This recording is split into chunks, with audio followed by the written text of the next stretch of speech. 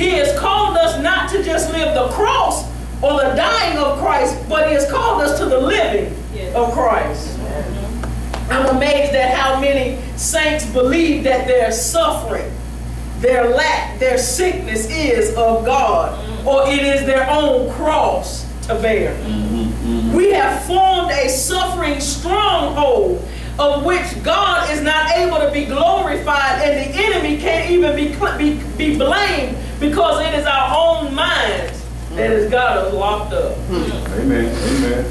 We have to stop replaying part one of the story in our mind.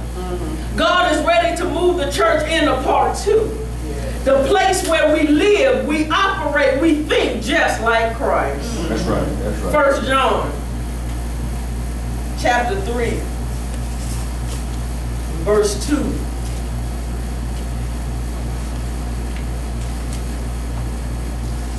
Says, beloved, now are we the sons of God. And it does not yet appear what we shall be. But we know this, that when he shall appear, we shall be like him, for we shall see him as he is. Our problem is we're getting caught up in what mama said we was. What daddy said we couldn't do. And we are not seeing ourselves as sons of God. John says, beloved, now are we the sons of God. He says, but it does not yet appear. That means we haven't begun to get a mindset of what we're supposed to be looking like, acting like, talking like, speaking like. He said we ain't got that full understanding yet of that. Part two of this story is that you are giving the raw, the pure, the essence of who you were meant to be. The weights, the problems, the fears, the doubts, the sickness, the lack was only part one of your story. That was your cross. That was your time to bear the cross of Christ. Those moments that you was rejected, that's when you was bearing the cross. Those moments when you were hurt and when you was wounded, that's when you was bearing the cross. But Christ didn't just bear the cross. Some stuff happened after he bore the cross. We are stuck in bearing the cross. God only allowed him to bear that cross for a short period of time. He only allowed him his death to be for a short period of time. But we spent 50 years bearing the cross. We spent our entire lives suffering. God ain't getting no glory out of that. Always humped over. The woman that was humped over for 18 years, Jesus healed her, told her to straighten herself up. The woman that had the issue of blood for 12 years, it's time for this thing to dry up. There is an end to your suffering. But you got to understand you have that right to say, okay, it's over with now. Amen. Today I die no more. Today I suffer no more. That's right. But we think God getting some kind of glory out of that. That's right. What kind of God is going to let you be born, let you suffer 50, 60, 70, 80 years, and then let you die? We need to find somebody else to serve. If that's all his plan is for your life, is to be born, suffer, die, and I might give you a little matching when you get to know. Amen. Amen. No. We've got to open up our minds to another level. Philippians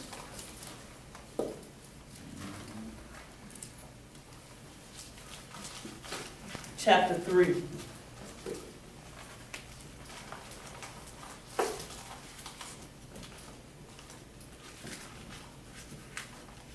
Verse 10. Paul says this. He says, that I may know him and the power of his resurrection and the fellowship of his suffering, being made conformable unto his death. Now I need to break down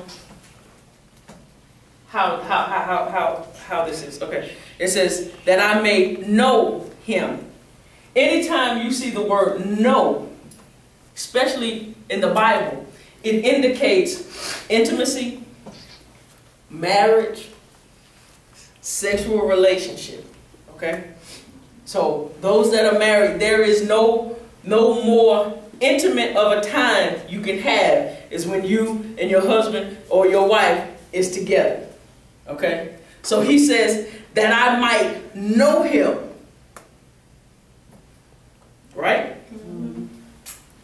In the power of his resurrection. So we are supposed to be intimate. We are supposed to be intertwined and intermingled in his resurrection. That means in the living after he got up. Mm-hmm. Amen. Okay? Mm-hmm.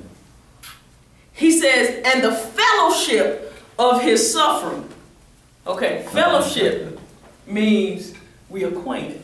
Mm-hmm. There's some people that I fellowship with at work, but that's about it. I'm just acquainted with them because we co-workers. Mm-hmm. I can't fashion in my mind being intimate with you. Mm-hmm. So what he is saying is we are only supposed to be fellowshipping. We're only supposed to have known suffering, but then be intimate with his resurrection. Mm-hmm. Mm-hmm. Y'all get that? Mm-hmm.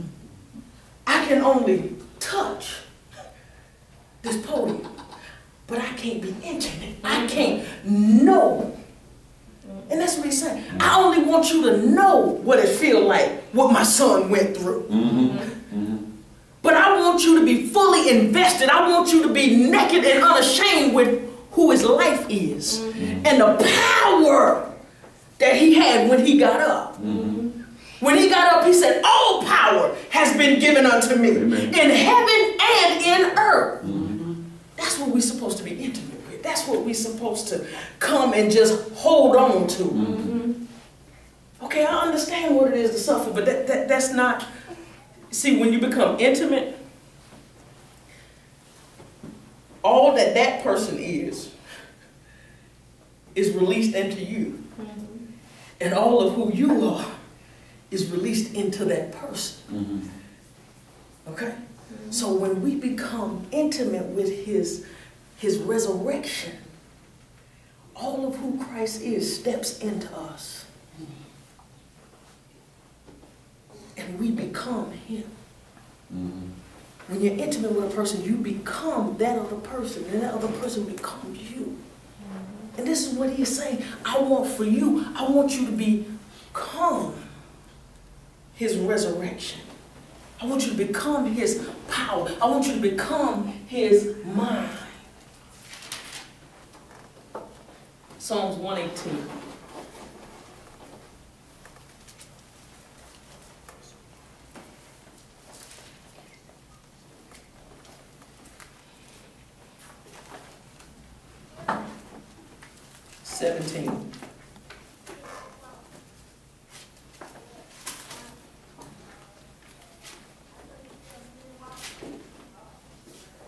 I shall not die, but live, to declare the works of the Lord. The psalmist is saying, basically, in my death, God ain't getting no kind of glory. That's right. How is the death of my finances God being glorified?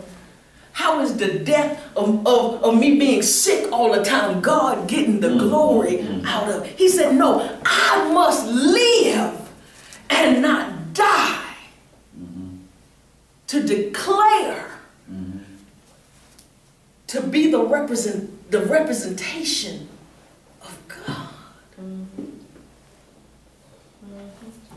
He goes on to say, the Lord has chastened me sore, but have not given me over to death. He put me on the cross for a moment, but then said, you still can't stay there. I just want you to change your mind about some things. I still can't let you stay in the ground. Because I'm not getting no glory out of nothing that stays in the ground. That's right. That's right. Amen. Your garden won't give you glory if the seeds don't come up out of the ground. Amen. Amen.